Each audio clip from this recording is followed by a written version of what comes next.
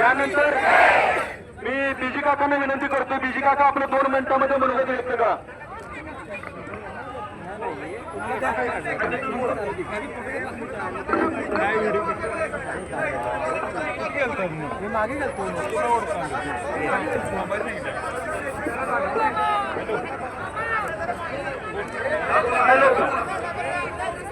या ठिकाणी जमलेल्या माझ्या बादशाह महाराजांना जिजाऊच्या लेखी आणि रणरागिरींनो, खरं तर आज आपण या ठिकाणी या जिल्ह्याच्या कलेक्टरला मेंदू असतो, तो मेंदू जर असला जागेवर तर त्याला येऊन बाहेर ऐकावा आणि आमचा विरोध लक्षात घ्यावा.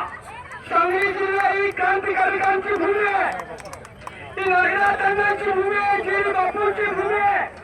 ही भूमी क्रांतिशील नाना पाटील यांची आहे आणि म्हणून क्रांतिशील नाना पाटील छत्रपती शिवाजी महाराजांच्या प्रेरणेला लढायचे आणि म्हणायचे छत्रपती शिवाजी महाराज आणि छटू मारायचे. अन्यायाचा छटू कलेक्टर साहेब तुमची चिरण्याशिवाय राहणार नाही, कारण आम्ही बोलतोय करतोय. आपण जमिनीची मोजणी करून द्यायची का? आपण त्याला येऊन द्यायचं का? आपल्या काठ्या तयार आहेत पाठपुटे, पण कशासाठी?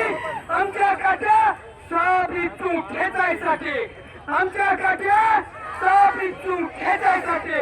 आणि बांधून आणि भगिनीनो, आपण सगळेजण निवडून आलेले सगळे लोक प्रतिनिधी आणि आपण सगळेजण इथं एकत्र आहोत.